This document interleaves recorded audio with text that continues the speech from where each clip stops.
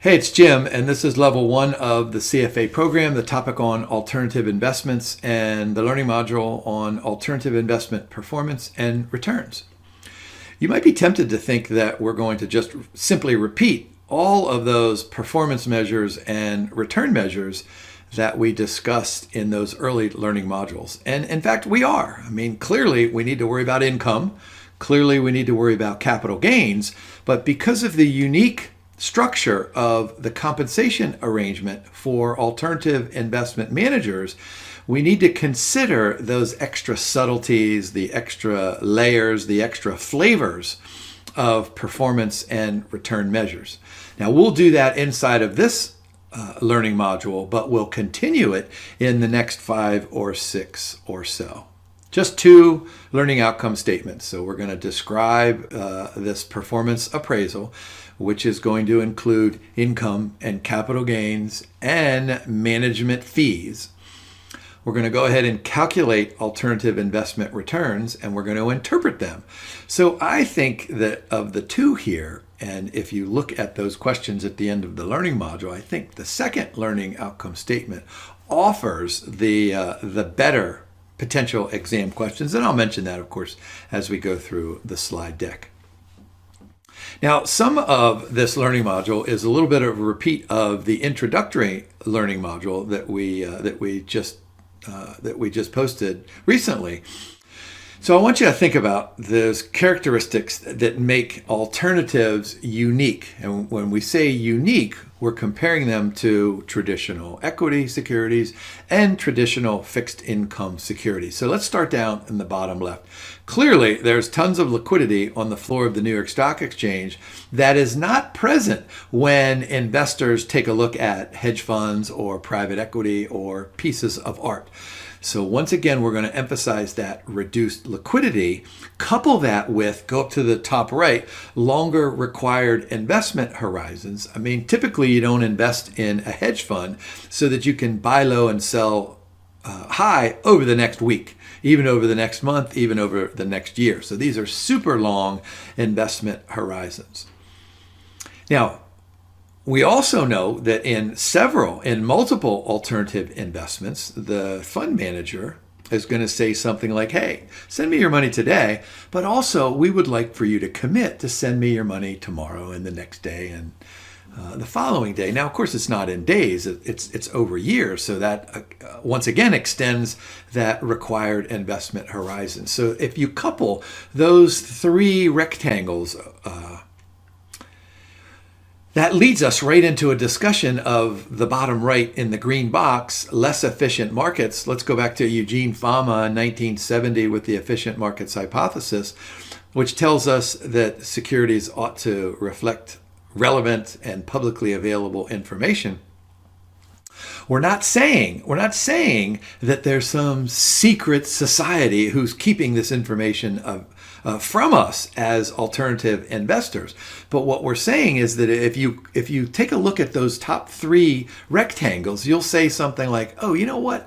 That makes sense then, that the price of a piece of art or a hedge fund or private equity is probably not as reflective of available information. Maybe it's publicly available, maybe it's partially publicly available. I don't think that was a term that Eugene Fama came up with, partially publicly available. I don't even know what that term means. But anyway, you get the sense here that there is not as much efficiency in the alternative investment universe as there is on the floor of the New York Stock Exchange because of those three boxes there.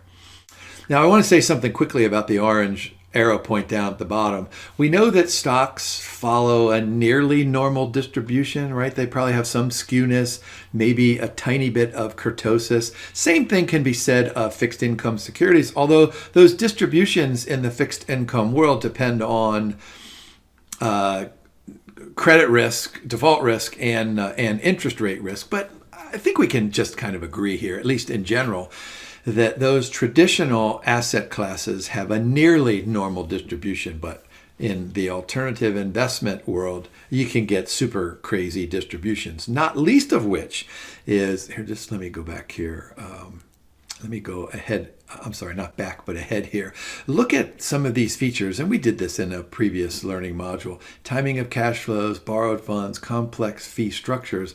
So not least of which you have to add all of these extra things into the distribution. And so if you take a step back, you have to say to yourself, you know what, there's probably no way that these returns are going to follow a normal distribution. So then as such, look at that last bullet point down there. We'll need kind of different measures. And we'll do a little bit of that inside of this learning module, but we'll talk about it over the next 5 or 6.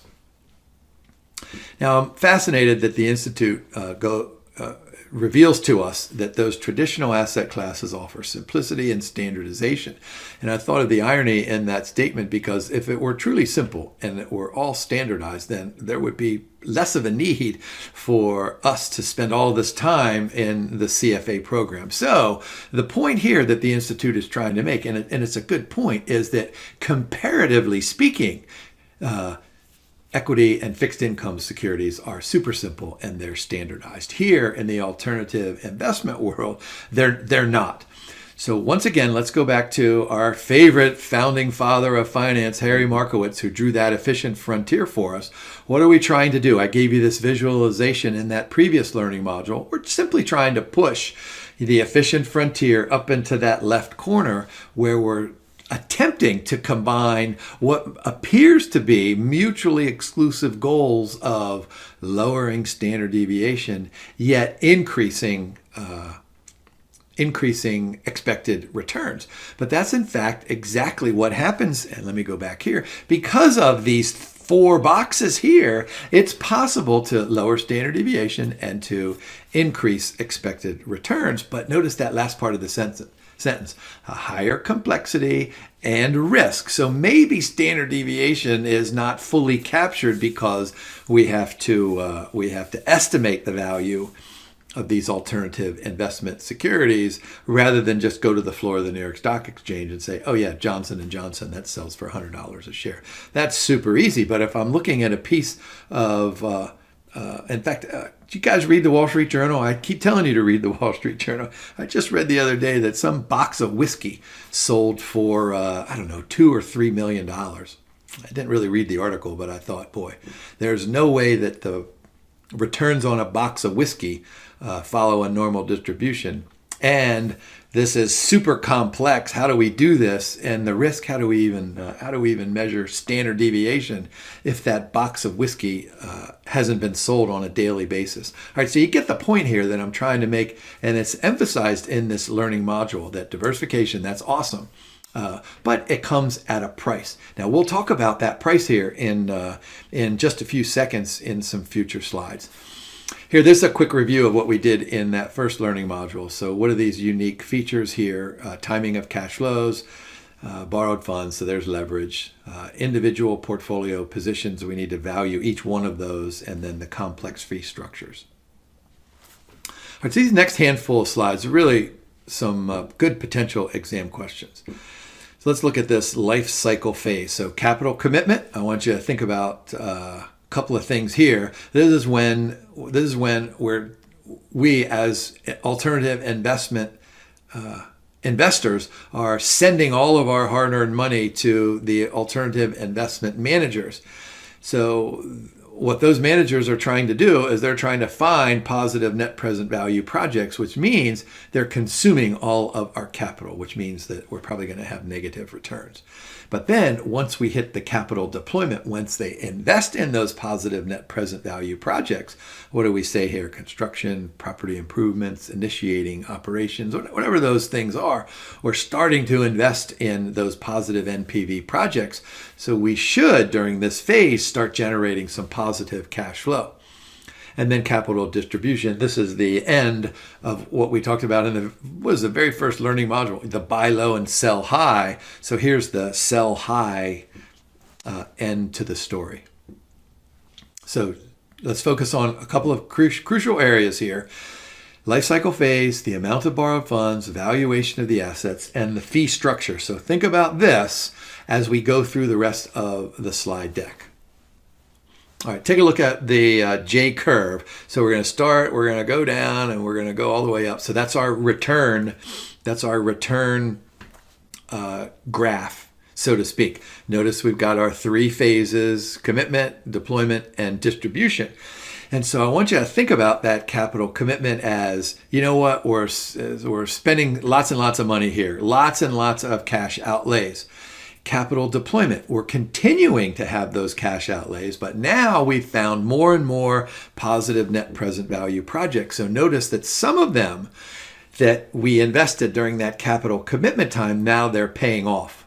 And then once we hit the capital distribution, notice that those cash inflows, they're way larger than the cash outlays. So let's go through each of these columns individually. So capital commitment, what does this tell us?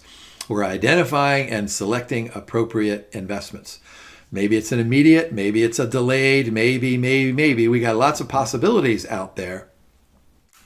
But I think the great exam question is right down at the bottom, what we have in bold. Think about capital commitment and then think about negative returns. That should make perfect sense. Once we get to the capital deployment, now these positive NPV projects are beginning to pay off. Now the Institute doesn't emphasize this in the reading, but I'm going to go ahead and make a bold conclusion here. If we think about capital commitment as negative returns, I want you to think about capital deployment as essentially at the end of that time period, zero returns, right? So what are we doing? We're still generating lots and lots of capital, and we're generating some positive cash flows. So at the end of this capital deployment stage, you ought to have gotten back to kind of like a break-even point. Does that make sense? So look at the second checkpoint there. We're covering expenses, right? Property improvements. We're initiating operations. So we're beginning to see what's happening at the end of the tunnel. And then, of course, once we hit this capital distribution phase, what this means is that we're realizing the positivity of those investments in capital budgeting projects, right? So look at the very last box point. The fund may realize substantial capital gains. That's what we're in this for, right? We're pushing that efficient frontier up and to the left. So we're hoping that the correlation coefficient, reduces our standard deviation. It increases our diversification, but we're also hoping to get some of those extra returns so that we're pushing the efficient frontier in that direction that we want. So I think it's okay to think about, I'm going to go back here. So think of capital commitment, negative returns, capital deployment, zero returns, capital distribution, way positive returns. Notice there, the fund may realize. Notice it doesn't read the fund guarantees substantial capital gains. All right, so how about some measures of rate of return? Well, we know internal rate of return. This is really super easy to compute if we know the asset's current value and we know all of the cash flows over the life of those cash flows. So we know the timing and the magnitude, and then all we need to do is solve for I. That's just solving for the interest rate. That's the internal rate of return. And what do we know? We know that we have an IRR button on our calculator. I showed you how to do that in previous learning modules. So that should be a relatively super simple calculation. Remember that the IRR of a project is the interest rate, the special discount rate that results in a net present value of zero. Now, a couple of assumptions in here that, and those of you who know about how to compute IRR and MIRR in Excel will note that when you hit that Excel function for the modified internal rate of return, you have a box for the financing rate, you have a box for the reinvestment rate. So we need to make sure that we're considering the difference between those two. So we need to make the assumption here that when we use that IRR in our weighted average cost of capital calculations, we're using that as the finance rate. But the reinvestment rate is for those incoming cash flows. What are we going to reinvest those cash flows in? So think of the financing rate. How much are we paying for the capital? The reinvestment rate, what are we doing with those cash flows as they're being generated? How much can we reinvest? So in In the internal rate of return calculation, those two numbers are actually the same. They're implicitly the same. But in the modified internal rate of return calculation, which doesn't show up in this learning module, by the way, but you know what? When you listen to my recordings, you always get some extra pieces of information that are relevant elsewhere in the CFA world. But in the modified internal rate of return calculation, those two can be different. Now here's a cool one, this multiple of invested capital. So I want you to look at that equation there. Realized value, unrealized value. So that numerator is a capital gain, but it's both an unrealized capital gain and a realized capital gain divided by the total amount of invested capital. So of course, what do we want here? Do we want multiple of invested capital? Do we want that to be 1? Do we want to invest the capital $1 and then get $1 out of it? Well, of course not. What we want to do is we want to get that number to be super high. So let's go ahead and do just a quick example here. We have a capital commitment of 400 million Canadian dollars. End of year 1, there's a call for 200 million. End of year 5. All right, so we have today, we have year 1 and year 5. 900 million Canadian dollars is part of that distribution. And at the end of year 5, there's an asset value of 300 million. So you think about it. You start with a number and you end up with a number, right? And so you start with something and you end up with 900 that you distributed, plus you have 300 that you retained in value. So that's going to be the numerator. So the numerator is going to be that 900 million, which is the ending value, plus the 300 million, which is the ending unrealized value, right? We still have those that are invested. And how much did we invest? Well, we did the 400 and the 200, so that gives you the 600. So there we go. For every dollar invested in the fund, they receive 2 times that over that 5-year period. What would we like it to be? We'd like it to be 3 times. We'd like it to be 8 times. We'd like it to be 27 times. Now, I love these kind of questions about leverage, and I ask my students these questions in almost every class that I teach. So all we're doing is saying something like this. If we have 100 and we invest it and it's 110 a year from now, we know that holding period return is 10%. And we know if there are no intermediate cash flows, the internal rate of return is 10%. But what if we took $60 of our money and borrowed $40 of our money, right? And we paid a 2% interest rate on that for $40. Well, now what's our rate of return? Well, no, we only invested 50 of our own dollars. 60 of our own dollars. We borrowed 40. And we paid, 2 or 3% on the loan. So the idea here is that leverage return has to include a measure of that holding period return, 10%, plus the cost of those borrowed funds. So here's a formula. You can memorize this if you want to, but I think it's just easier just to think of the difference between the two interest rates. But notice what we have. We've got some kind of rate of return. We have a VC and a VB, so that's just the total investment. That would be the $100 in my example. And then that VB is the borrowed funds times the cost of the borrowed funds, right? R sub B divided by that cash investment. And you can think of that cash investment as the equity portion, right? Debt and equity, that's that part. So here's just a super quick example here. Fund, we've got 200 million. Scenario 1, let's see, yield returns 10%. We leveraged an additional 100 million at a borrowing cost of 3%. What is that leveraged return? So we started with 200 of our own capital, right? That's the equity, that's the cash. So then we borrowed 100 and we earned 10%. So look in the numerator, there's just the 200 plus the 100 times that 10%, right? That's just the regular old capital gain. But then we need to subtract out the interest rate, the interest expense, the interest cost on that $100 million of a loan. So that's just 3% of 100. And then we're going to divide by the original 200 million, which was our cash or equity investment. And you get, 13.5%. Let me make one comment here before I go on. So what did we do?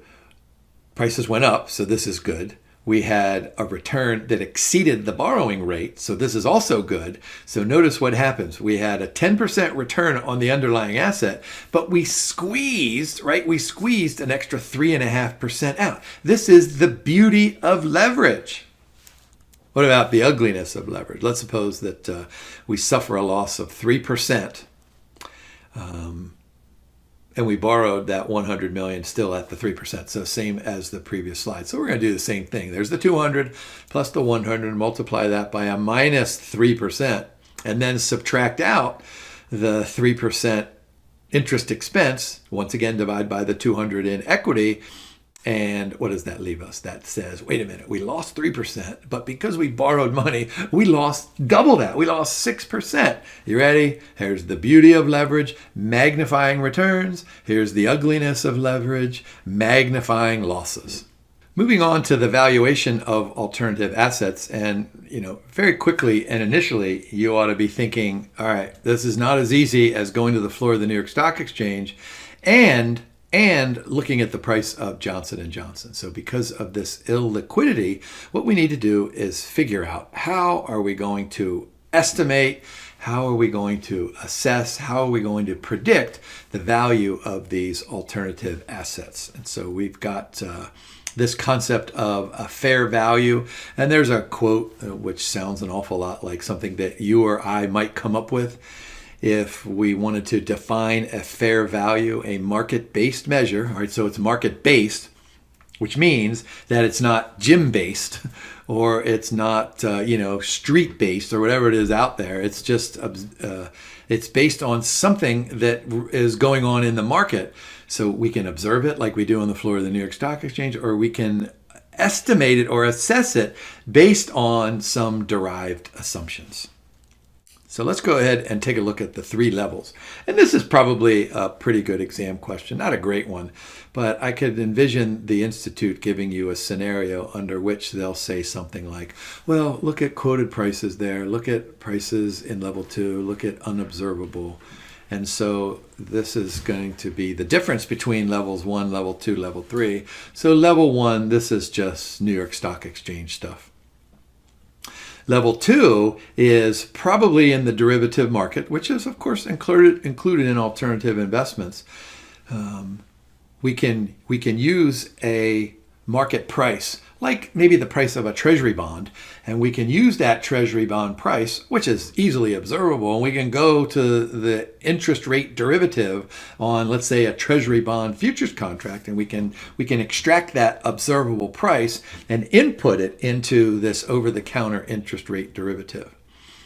And then level 3, which is probably the focus of the remaining learning modules here, is that these are unobservable. And so what we're going to have to do is estimate cash flows based on all sorts of market assumptions. So as you can imagine, if we have to value alternative assets under the level 3 hierarchy, it's going to present some extra challenges. And we're going to have to use all of our CFA knowledge to be able to come up with some kind of an estimate. Notice that first bullet point there, it says presents greater challenges. So what do we know? We went back to our FSA conversations. We know about all of the accounting rules, but those accounting rules that we learned in that previous learning module, they may or may not be helpful, right? So what does that bullet point say? Interim accounting value. So between periods where there are no cash flows in or out, how do we make that valuation? Now, couple that with limited market data over a long time period. You guys remember the example I gave you in that first learning module, the Daniel Craig, James Bond swimming trunks. We bought those in 2007 for $18,000. Suppose we sell them in 2025. We're the only owner, right? They don't generate any cash flow. We sell them in 2025 for, I don't know, $50,000 or $75,000, or maybe they're worth $1 million these days. Who knows? So this limited market data is going to require us to go back and say, all right, what would it have been worth in 2008 and 2009? All right, you see all that kind of stuff.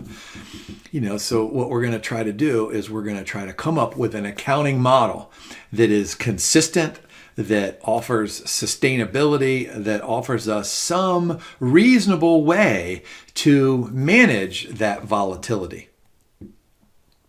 Yeah, independent testing, benchmarking, that makes sense.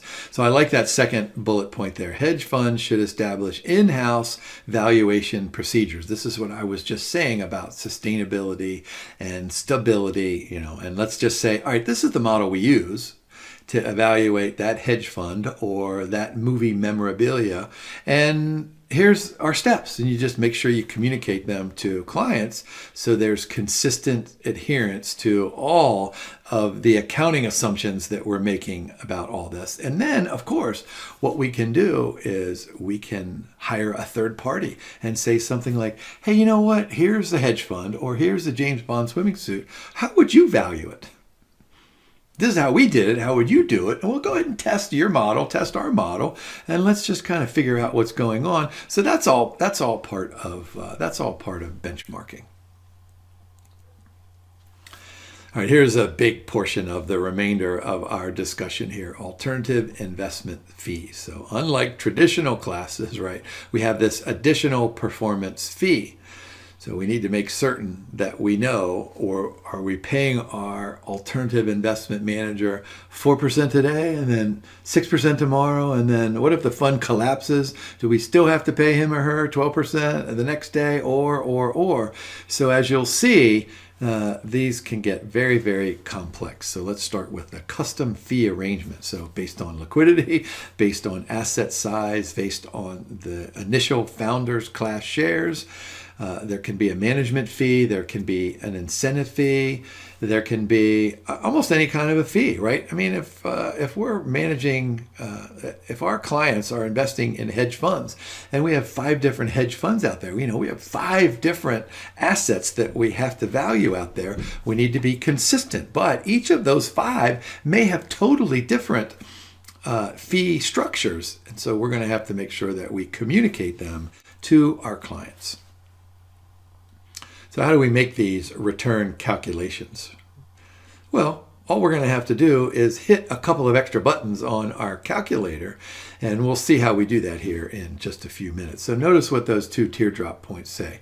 There are some high liquidity alternatives: REITs, commodity, index, ETFs, futures contracts, so we can do this with some kind of simple calculations. But when we have complexity in this fee structure, then we're going to have to make a huge adjustment. It's super important to be able to make some calculations. So get out your financial calculators. Let's go ahead and look down at the bottom of this slide.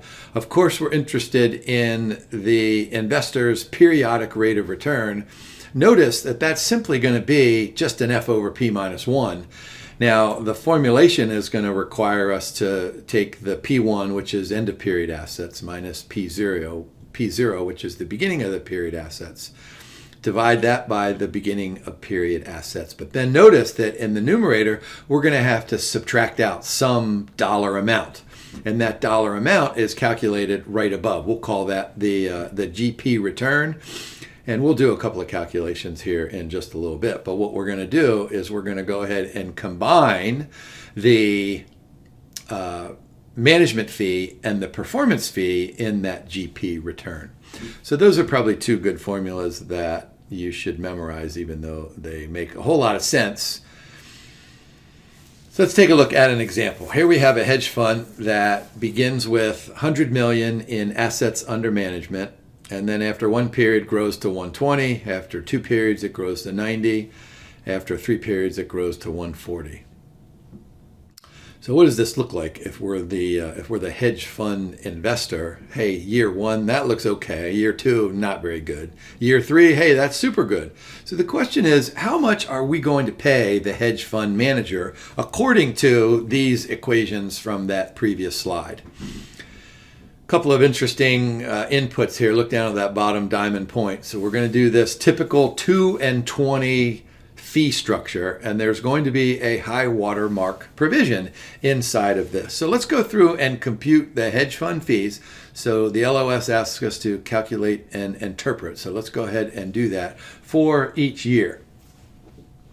All right, so what are we doing with the management fee? First of all, it's the 2. Let me go back here real quickly. It's the 2%. So we're going to take 2% times the value of the fund at the end of the year. So look at that second bullet point there. Management fee, 2% of the 120 million. That gets us to 2.4 million. And then we need to ask ourselves the question, did the hedge fund manager grow at all? Of course, we went from 100 up to 120. So that capital gain then is $20 million, 120 minus 100. And so this is that politically sensitive term, carried interest, right? So all we're going to do is take 20% of that 20 million. That gets us to 4 million. Sum the 2.4 and the 4, that gets us to 6.4 million. So let me go back here real quickly. So what are we doing? We're going to take, look at the bottom, we're going to take P1 minus P0 minus the GP return. And so we've got the 120 minus the 100. That gets us 20 minus the 6.4 over the 100. So there you go. Return to investors, 13.6%. Make sure you're aware of this, just so you know. And hopefully I'm not offending you, but what's happened? We went from 100 to 120. That's a 20% return, but we paid the hedge fund manager all this extra, right? Extra for his or her expertise to the tune of 6.4 million. So that lowers our after fee return down to 13.6. All right, so let's do the same thing here for periods 2 and 3. We can go through these just a little bit more quickly. So what did we do? We lost 30 million, but the management fee is still going to be 2% times that 90 million, which is the end of the second period, right? So that gets us to 1.8. No performance fee, so the total fee paid to the GP is 1.8, so a minus 30. Minus 1.8 divided by the 120, the beginning of the period, right? That gets us a minus 26.5%. So we lose a minus 26% after we pay the hedge fund manager. But note, when we simply go from 120 down to 90, what is that? That's a minus 25%. So there's an extra fee involved in there. So what was a 25% loss from year 1 to year 2 turns into 26.5% loss. Now, how about year 3? This is where it gets interesting. So we go from 90 to 140. That's $50 million, right? So that's super performance by the hedge fund manager. The management fee is still going to be 2% times the 140. So there's the 2.8. However, we're not going to pay the hedge fund manager to go from 90 back up to the 120. We were already at the 120. So all we're going to do is compensate him or her for anything extra over that original 120. There's the high water mark. So we take, what's that? So we get to 120. So essentially what the hedge fund manager did was provide us with an extra 20 on top of the original 120. So 20 million times the 20%, there's the 4 million. So you add that to the 2.8, you get the 6.8 million. Subtract that from the 50, divide by the 90, and there you go. What is that? That's about a 50% return. So I think this is the great exam question. You know, if you go back here to period 1, man, if the Institute gives you that, boy, you'll get that like that. If the Institute gives you that, that's no problem at all. But here, make sure that you can calculate this return to the investor using the watermark. I think that's the more interesting of all of the potential questions. I mean, if you think about it, you know, we did a lot of this stuff before in early learning modules, really just time value of money and holding period return stuff. Same thing here. But this high watermark is kind of the extra complicating factor. You know, I talked about the legality of all this stuff. So there you go, 48%. Now, if the Institute asked you to sum this over that time period, there's the return to the investor. We went from 100 to 140, so there's the 40 million. and we paid the GP $15 million in total over that time period. So that 25%, now remember, that's a holding period return. That's a three-year holding period return. Now, suppose that we do all this over again. However, we do this with the incentive fee calculated net of the management fee. So let's do this for time period 1. We still have 20 million, right? We still have the management fee, 2% of the 120, but now we're going to compute this performance fee in terms of the difference between the 20 million in the fund growth, take out the 2.4 million of the management fee. See, we have that in parentheses there. Multiply that by the 20%, and that gets us just the 3.52. Add those together, and you get 5.92. So if you do the return to the investors, you get 14.08%. Let me just go back and remind you, what did we have here? So we had 13.6% when we computed these independently, but now when we don't, where are we? I don't want to go too far. There we go. So it goes from that 13 up to 14%. And that makes sense, right? If we're going to do this net of the management fee, then the return to the investor is a little bit more. So what I want you to do, go ahead. You should be able to do this for period 2 and period 3. You ought to be able to do that on your own if you need some extra practice. Let's go ahead and take a look at another example in which we focus now first on the GP's return.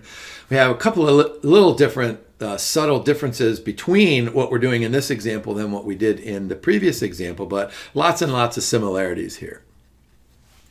Initial investment of 150, 1.5% management fee, 25% performance fee. In the first year, we generated a 25% return. Let's go ahead and compute these returns to the GP and then the investor's return, which we already did. So let's do this thing here in purple. What do? We started with 150. We're just going to multiply that by 1 plus the 25% return. So that gets us up to 187.5. So what are we doing? We're going to pay the 1.5% management fee on the 187.50. So in this example, we had to compute that future value, right? The end of that first period return, which we were given in the first example. Then there's a plus sign, right? So we're going to add the capital gain, right? That carried interest, the 37.5 times the 25%. So that gets us up to the 12.1875 million. And then we'll go ahead and do the investor's periodic rate of return right there, 16.875. Let's do this net of the management fee. So what are we doing here? We're going to start with that GP's return. We're going to take that 187 times the 1.5%. So we're going to do the same thing. However, what we're going to do next is we're going to multiply that 187 and we're going to consider the 1.5% management fee. So back here, let me just go back here real quickly. We paid the GP 12.1875 here. That turns out that we're going to pay him less because we're doing this net of the management fee, 11.484. And so what did we get back here? We had a 16.875 return where we did those independent calculations, but here now when we do it net of the management fee, that falls to that increases from the 16.8 to the 17.34. Now let's throw an extra loop into this. Oftentimes in these alternative investments, we're going to have some kind of a hurdle rate in there. In other words, we're going to say something like, look, we're super happy if you make a positive return, but we're not going to pay you any kind of an incentive unless you hit that hurdle rate. So suppose we have an 8% hurdle rate here. Let's go ahead and compute that GP's return as well. So we have a lot of the same math that we did in that previous slide. However, look down on the bottom right. What we're going to do is we're going to take that 150. We started out with 150 and we're going to multiply it by 1 plus the hurdle rate. So that gets us higher. We're going to say, look, we're not multiplying your 25% performance fee by the 150, but we're going to multiply it by the 150 times the 1.08 so that we can capture anything over that 8%. So that return there, it turns out to be 8.484 million to the GP. And then we can do the periodic rate of return there, and that gets us up to 1934. So think about this. And this is what this second or this third slide or this third example does for us. Are you ready? So here's this first example. When we do things independently, we've got 16.8. Then when we do the net, we have 17.3. And then if we have some kind of a hurdle rate in there, we've got, what is that, 1934.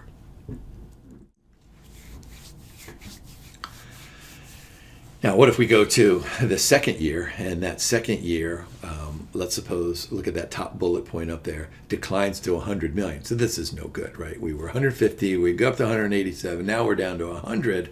Well, what happens? Well, clearly we're going to have a zero out on that far right. So look at what we're doing. We're going to do lots of the same math. Now we're subbing in the 100 million times the 1.5. So there we go. We have the 1.5 million as the management fee, but now the maximum of 0 and 100 minus, well, whatever that 179.016, and you can see the calculation down there at the bottom, which you might have to do, but clearly when we go from 187 down to 100, we're going to have, that's going to be a 0 down there. So what that means then is that the investor's return is almost half because of that super loss. Now think about what's happened in both of those examples. We went from 100 all the way up to 120, and we paid some stuff out, right? We paid the management fee and the incentive fee, and then we dropped to 90. In the second example, we went from 150 up to 187. We paid the management fee and the incentive fee. Then we dropped all the way down. Well, what happens if instead of the fund recovering in future years, suppose that the fund continues to fall? Those of you who read the Wall Street Journal regularly, which you should be doing, there was just an article about a very popular hedge fund manager who closed his fund because he had several poor years. But think about this. What happens if the fund goes from, in our first example, 100 to 120 to 90 to 7, whoops, actually hit that, down to 40 and 30 and 10. How can we protect ourselves as hedge fund investors? So we're going to do this clawback provision. The claw, think of what that means. We're clawing it back. I'm not a Marvel guy for watching all the movies. I love that first Batman movie, but think of Wolverine just reaching his claws out and clawing it back. And so what happens here is that we're just going to simply say, you know what, if you stink, we want some of our money back.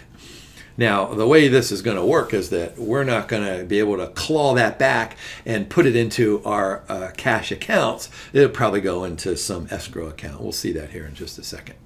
Let's take a look at a really cool example. So here we are, West Bridge Capital, 30 million in two investments, 15 million in Newton, 15 million in electronics. So 1 year later, Newton goes from 15 million and it's sold for 33 million. This is super great news, right?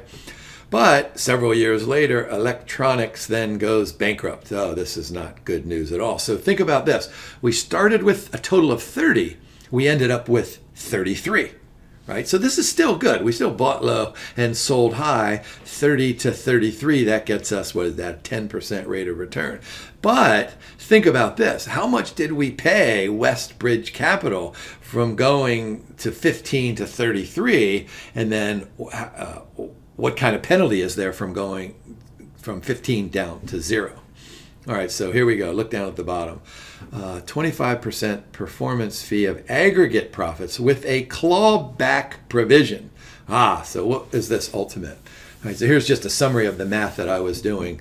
There we go. There's 18 million. There's minus 15 million. So there's 3 million. There's the total gain in the middle of the page. So what's going to happen here? So initially, Westbridge would take that 25% of the 18 million, right? So there's 4.5 million. Well, what is going to happen to that 4.5 million that was paid, that's that accrual to Westbridge over that time period? So now what happens? This bankruptcy, we've got this loss of $15 million. So what we're going to do is we're going to take that adjusted fee. 3 million times the 25% is $750,000. So here we go. We were supposed to pay him, or we had paid him or her, the 4.5 million, but the adjusted one after year 3 is just 750. So 750,000. So that clawback provision turns out to be the return amount of 3.75. And so I don't want you to think that these are cash flows, one after the other or during that time period. So they'll probably go into some kind of escrow. And once again, the lawyers will be in charge of all this kind of stuff. When we actually get that capital back, is probably known by all, but probably be delayed for some time period. So that takes us through the 2 LOSs. I think these are super, super cool potential exam questions. Performance appraisals, alternative investment returns. So make sure that you can use your calculator. So go to the end of this learning module. There's some really cool, I think there's 7 questions here. You'll need your financial calculator for many of them. So give yourself probably 20 minutes to work on this. So hey, thanks for watching. Have a great day and good luck studying.